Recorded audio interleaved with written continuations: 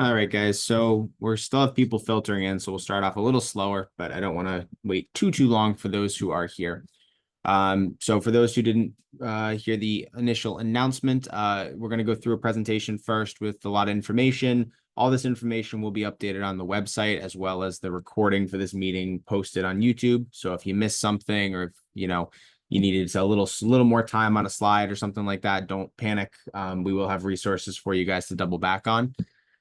We also will have a dedicated Q&A session at the end of the presentation. So try and hold your questions to the end. Obviously, if there's something super pressing or something is very confusing in the moment, you can ask. But generally speaking, we try and hold all the questions for the end. But that being said, we'll get rolling here. So welcome to the parent meeting for the fall 2024 Black Belt and degree exam. Glad to see everyone here. I hope everyone's excited and ready to roll on this stage, whether you're students or brown belt or a degree. It's a very exciting time, and we hope everyone's just as excited as we are. So starting off here, just kind of a general information slide about preparing for the exam. Most of this is attendance stuff and kind of general housekeeping rules. So the official exam period will fall between September 1st and typically Thanksgiving, which this year falls on November 28th. During that time period, any regular attendance minimums or cutoffs or due dates, everything will fall between those two dates. So during our main exam time block, we expect all candidates, degrees, and brown belts to attend an average of 2 regular classes per week minimum to maintain their training. And that's not a black belt club and a regular class. That's 2 regular full-length classes on 2 different days of the week. Obviously, if they're able to do more, we encourage as much training as possible, but the minimum is 2 regular attendances. The other initial cutoff that everyone should be paying attention to is that first attendance minimum that you have to make. There will be 3 different attendance cutoffs: September 1st, October 1st, and November 1st, just to make sure that students are on track with their attendances. And the first major one will be September 1st. You can see the values listed here, but brown belts going for black belt should be at a minimum of 84 classes on their brown belt by September 1st. And then degrees for first, second, and third should be at 64, 164, and 264 accordingly.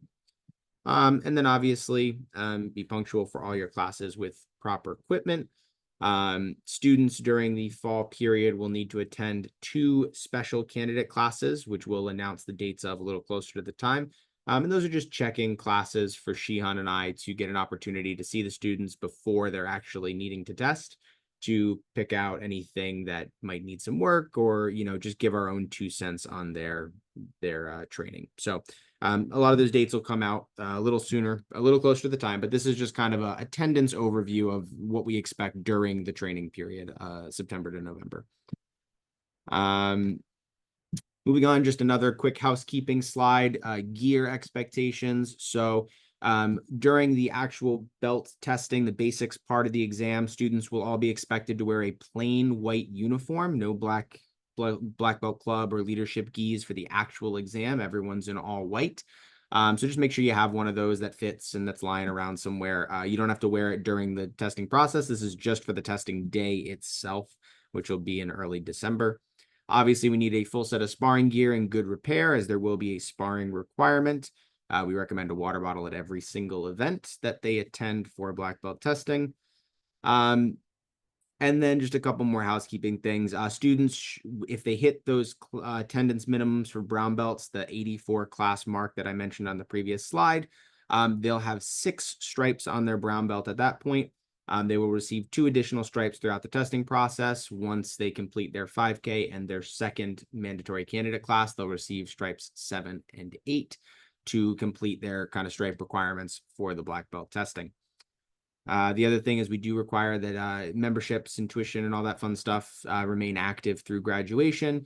We want the kids to focus on their training, and we, any membership adjustments we tend to hold off on while they're mid-exam. So just a couple things we don't love to talk about, we want to make everyone aware of. There are some ground rules for participating in the exam. We have two different policies for students being asked to test in a different exam or being moved off of the exam. I'll go over the kind of three strike policy first. This one is very simple. If you miss regular weekly attendance, you're not coming to class often enough, you miss an important deadline that's listed on the schedule, you're not kind of living up to what we expect of our candidates, we have a three strike rule where your instructor or Shihan and I will reach out and let you know that you've missed something and you need to step it up, and you get two warnings, and then on the third one, if you're not able to keep up, you'll be removed from this fall exam and be moved on to the next available one, which would be the spring of 2025. There are a couple kind of hard cutoffs that are not a three strike, but an immediate removal from the exam. Those three are missing any of the attendance cutoffs that are laid out in the sand. So that 84 class would be the first of three. Those are hard lines. Those are minimum attendance requirements. And if a student is missing those requirements, it shows us that they're not at the level that we need them to be at and not coming often enough. So those are non-negotiables. If you're not able to make your attendance requirement, you will be moved to another exam.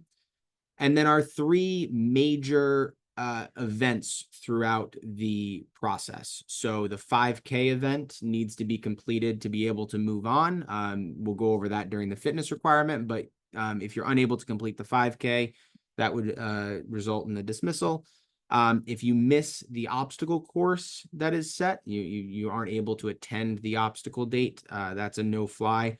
And then obviously, if you're not there for the basics testing, the graduation day, if you miss the test itself, that's not good, and you're going to be moved off to the next exam. So those are our kind of our four, no warning removals, and then the others are a three strike policy. And I hope we don't have to go through any of these with any of the students. I hope everyone stays up to speed and I don't have to deal with this at all, but you have to state it.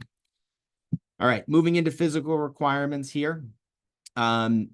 There are a couple requirements that, namely the sparring, that require an age bracket.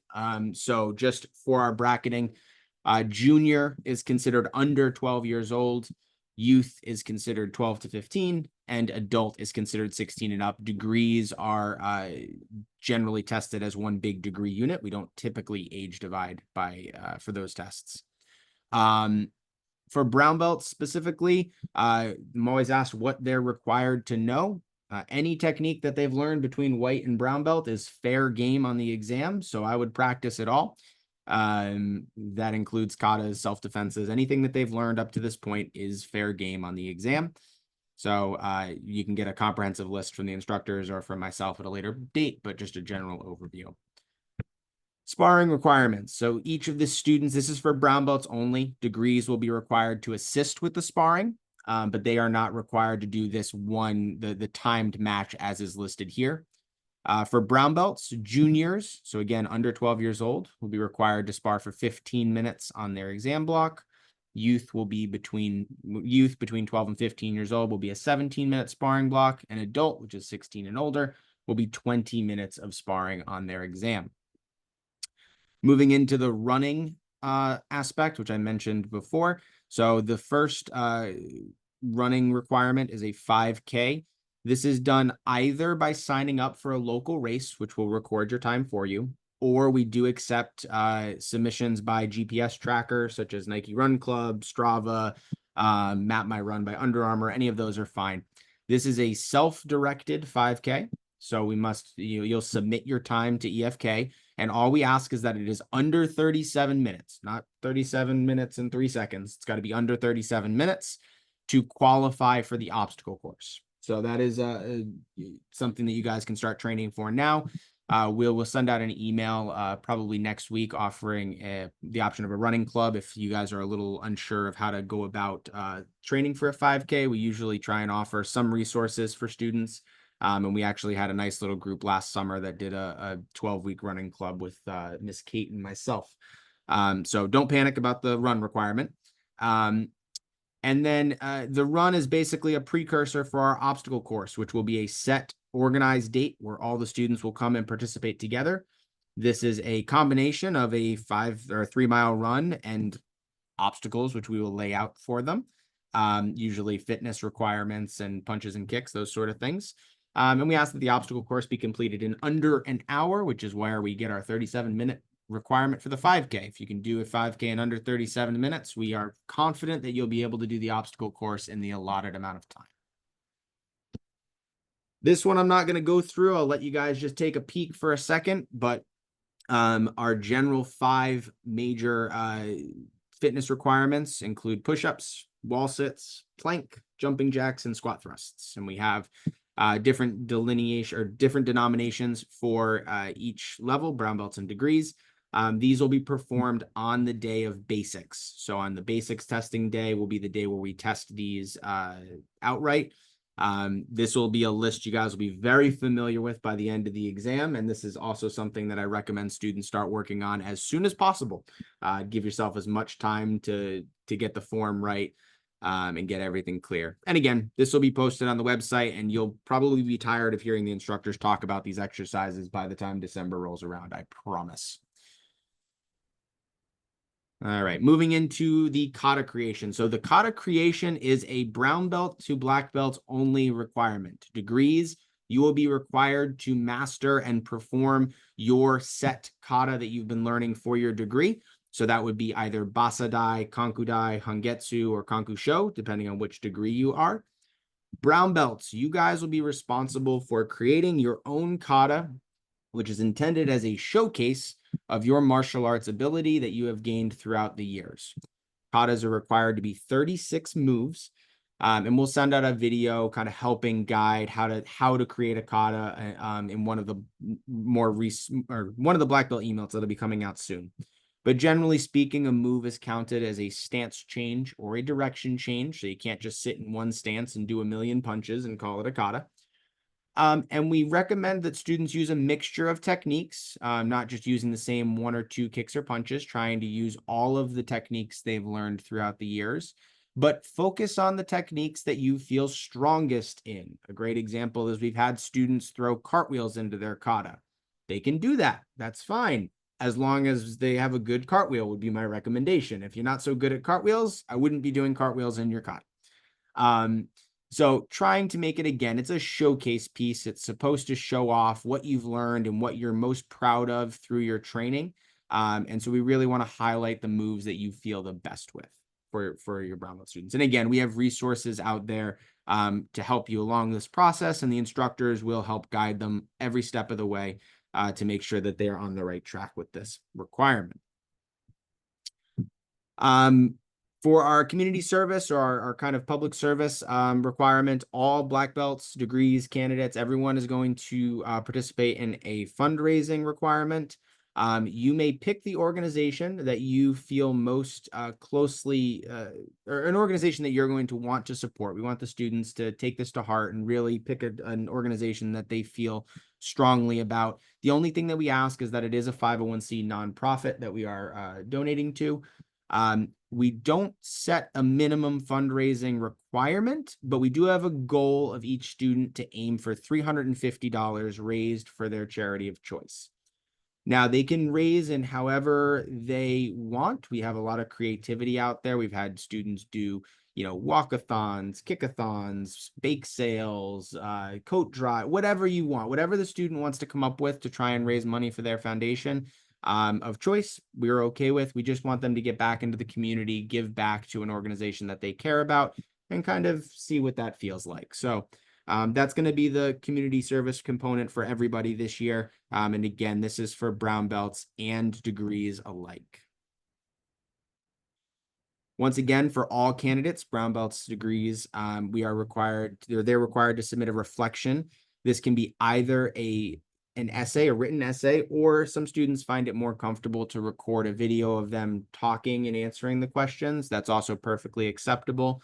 The questions it's 3 simple questions. They are posted on the website and at the Black Belt portal, but it's essentially reflecting on your journey to this point. Brown belts will be reflecting on the process to get black belt, and degrees will be reflecting on what they've learned since their black belt exam.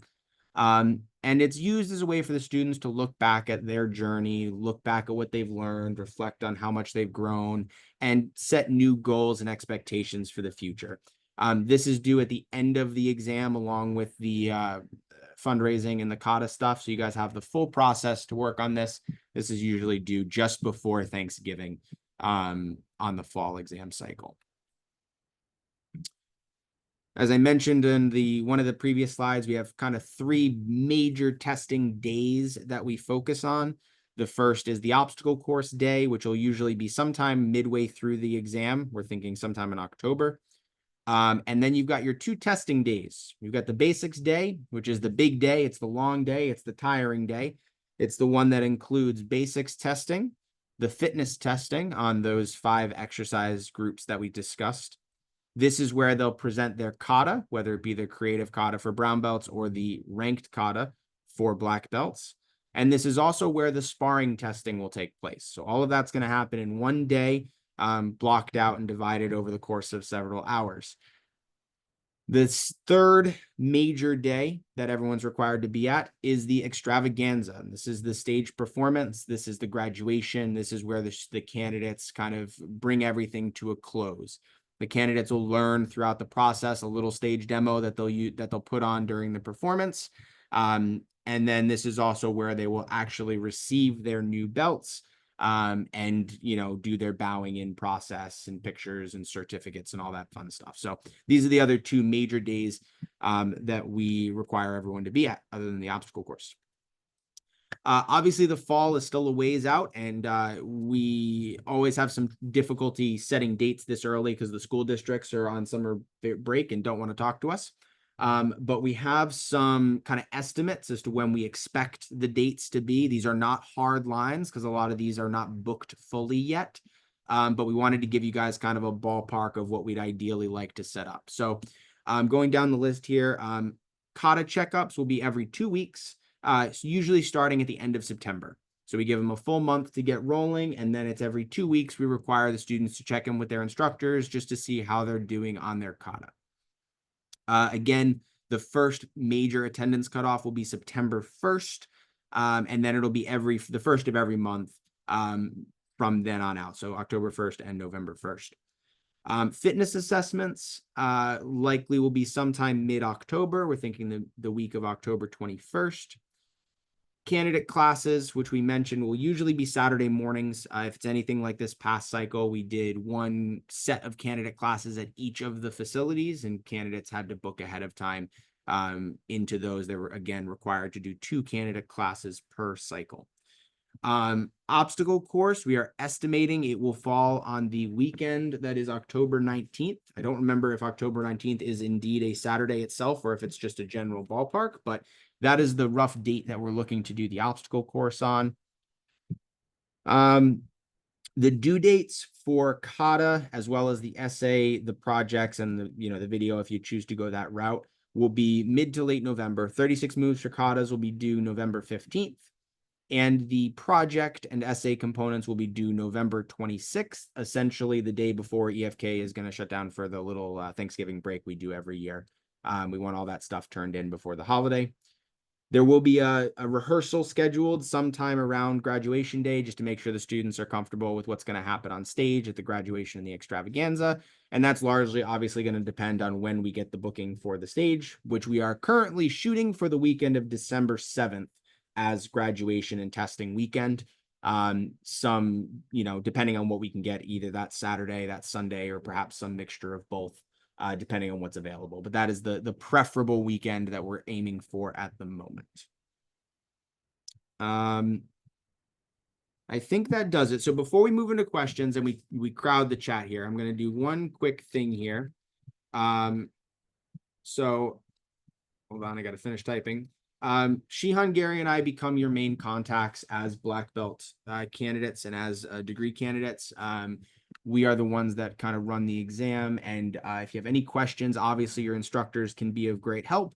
But at the end of the day, we also want to be a resource for students to feel like they can use. So in the chat here, which we can post our questions to in just a moment, I have posted my direct email for all of you to take down and utilize. So any questions regarding black belt testing, if you want to chat with your instructor, please do. If you prefer to direct it at me, you are welcome to do so. And again, the email has been put into the chat. That is my direct email through EFK. How do I do on time here? We do have a slight time limit on the Zoom call. We did great on time. So we have a couple minutes here for questions. We asked, just so there's not a bunch of garbled talking over the mics, that if you guys type the questions in chat, I'll read the question out and then answer it best I can. And we can go back through the slides if we need to. But if anyone has any questions, now would be the time. And Shihan, if you'd like to add anything. Yes, please. Can you hear me okay? You're very, very quiet, sir. Well, I'll talk loud. I don't think a mic on this works very well. Can you please go over the tracker and how to opt in? Yes, sir. Okay. So just flipped back to the last slide here by request. So Shihan mentioned the tracker. Every year we have a spot on the website where students can opt in to have their progress a little bit more accessible. So if you would like to be included on the tracker, it is a free service. You can send me an email, which will include the details on the first Black Belt communication email. But essentially, you send me an email opting into the tracker. Your student will be posted on that spot on our website, and you guys can then go at any point and see how their attendance is looking, what things they've turned in, what things they still need to turn in. It's just a little bit more of a in-your-face way to check up on things. If you maybe are not able to keep track of it on your own, or you're having trouble knowing if we received your submission or anything like that. So it's a service that we offer. You guys are welcome to opt in. You do not have to, but that's something I highly recommend, if nothing else, for the attendance, which is typically updated once a week, and you guys can see how you're doing on your progress and on your averages and stuff like that. The only other thing I want to reiterate is our goal is to bring out the best in every one of the students. So we do push them hard and we do expect a lot from them, but we want you to reach out to us and feel comfortable that we're here to help. We want everyone to succeed. This exam is starting at over 120 potential candidates, probably one of our largest exams. It will certainly filter down a little bit, but I would love nothing more than to graduate 120 people. So I'm looking forward to this exam, but the more involved the parents are, the better chances the students have of having a very good experience and excelling. All right, feel free to type on your questions. All right, I'm going to start going through some of these questions now. We have a question that asks how a student can complete and report the 5K again. Absolutely. So the two main ways that we recommend you complete the 5K is either by registering for a local race, which they'll almost always record your time and submit it to you. You can take a screenshot or forward that email, and that is perfectly fine for submission. If you'd rather not get involved in a race, or there's not one that falls in a good time period for you, you can go for a run in your neighborhood on a track, anywhere like that. And there's a couple free phone applications that download any smartphone that will record the distance and the time. We just say that you throw the phone in a back pocket or in a backpack or something and press play, and then have your student run the event and press stop when you're done, and just take a screenshot of the final product and send it over to us. The apps that I recommend using are apps called Strava, Strava. And then there's two apps, Nike Run Club and Map My Run. One's obviously by Nike and one's by Under Armour. All are awesome, very easy to use, and would definitely recommend those. The one thing we ask is no treadmill running. We've had issues with that in the past, so no treadmills. We do have to get outside and do something with a GPS or with an actual race timer. Let's see. Sorry, I'm scrolling up here. Question was, if we do a canned food treat drive for like a pet donation to a local shelter, how do we determine the amount of money raised for a fundraiser? So instead of raising funds, you're raising like items, I guess. Shihan, do you have an answer for that one? Yep, already answered it. Absolutely fine. Just kind of have a rough general donation amount that would be close to the equivalent of the 300 to 350, but it doesn't have to be exact by any. Okay, great. Is there a structured week by week plan to help us train outside of class to supplement preparation? Something that suggests number of times a week, what order, when to start fundraising, etc. I don't know if there's a actual structured training plan, but I can tell you that generally speaking, I would recommend starting the physical requirements tomorrow, just to get ahead of it. That includes, the push-ups, the jumping jacks, the running, all that fun stuff. As far as the class requirements, you minimum is 2 times a week, and that should stay consistent. And for those who are around for the summer, I'd recommend getting in that habit sooner rather than later. Obviously, if you're on vacation, doesn't work, but something to definitely try and get ahead of. And then with the other requirements, the kata requirements, the fundraising, and the essay, again, earlier is always better. It's something that we recommend the students get ahead of and not wait till the last minute. Most of those things you guys can start prepping and dealing with over the summer if you'd like. We try and give you plenty of run-up time. So, for the fundraising and stuff, if you want to start working on a project over your summer break, that would definitely alleviate some of the pressure throughout, but not a requirement, definitely something that can be done during the year. Couple people very interested in the running club. So just to address that really quickly, so the running club will be purely based on if we can gather enough interest to field a location. We will send out an interest email probably this week or next week, which people can just express yay or nay on. If we get enough people to be able to field it, we will host it. If we don't, we will send out materials, and we'll send out materials either way, but we'll send out kind of a rough training plan that you can follow on your own. We do hope to be able to do the running club. It was a lot of fun last year, and I think it really helped the students who did it. But we'll send out details on that hopefully next week. We will not be hosting an internal 5K this year. The obstacle course has taken the place of our 5K event. So there will be no organized 5K run via EFK, but there will be an event similar in the obstacle course.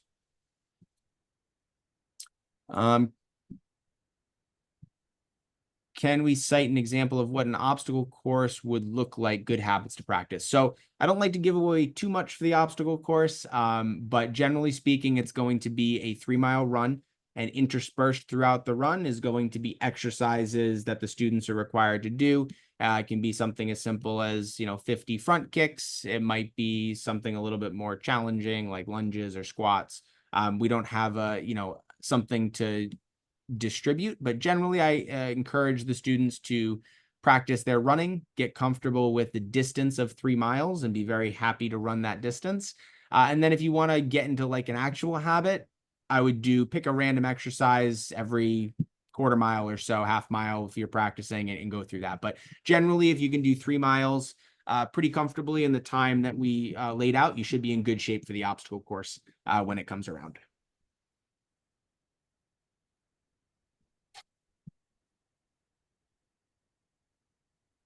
Great question. When will the 5K be due? Yes, correct. The 5K will be due generally 1 or 2 days prior to the date of the obstacle course. It is a prerequisite to being able to participate in the obstacle course. So usually we use the event as the due date. Although you can submit a qualifying 5K time as early as you'd like. Preferably a little closer to September. So, if you go out and you're able to run the distance tomorrow, hold off on your submission until we're in testing cycle. But generally speaking, it'll be due before the obstacle course date.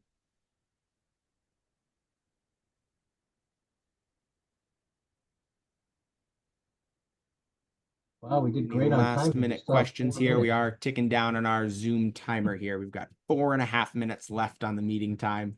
So having time for a couple more questions and then our wrap up here.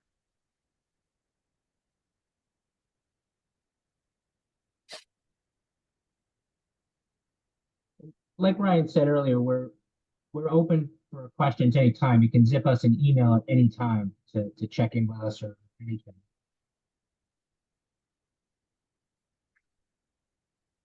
For degree tests, are they the same, just bumped up in difficulty?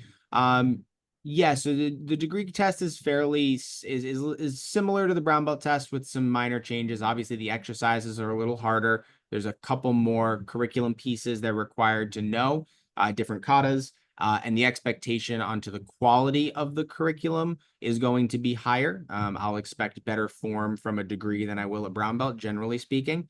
And then for our degrees, there's also a little bit more of a mentorship component, which you'll find during obstacle course and during the sparring portions, where they're still participating in those events, but there's a different expectation for them, which we go over. But it tends to fall more in a mentorship role because they've already gone through this once. So the degree test is definitely a little bit more difficulty ramp, a little bit higher expectation on technique and form, and a little bit more of an emphasis on collaboration.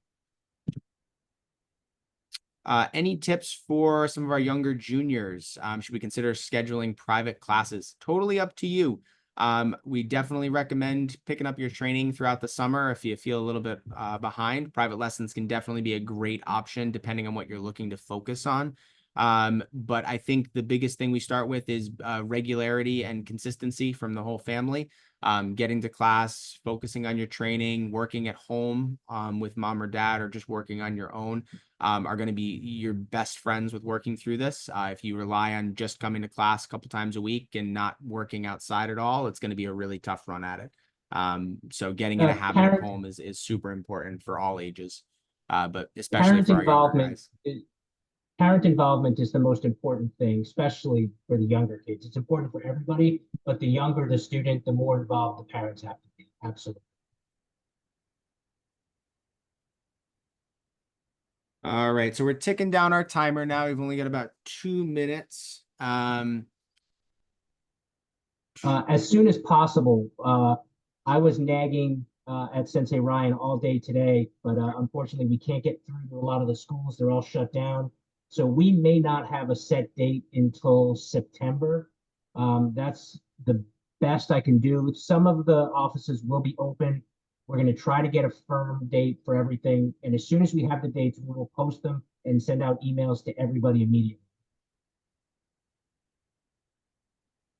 Um, all right, guys. So as we wrap up here, because we're running down on timer, um, once again, if you have any questions that you weren't able to ask today, please email Shihan or myself. We'd be happy to discuss them with you. The recording of this presentation should be up at the very latest by Monday on our YouTube channel. And again, most of this information is also available on our website. If you go to the members area, navigate to the Black Belt Testing tab. There are a couple sub categories there that have all the breakdowns. The dates may not be updated from the spring exam, but the information, generally speaking, should be pretty accurate and reflect what was gone over in the presentation here. We hope you guys got a lot out of this. We're excited again to take you down this journey and jump into one of our bigger exams of recent memory. We hope you guys have a great experience on the way. Have a great rest of your weekend. Thank you guys for attending.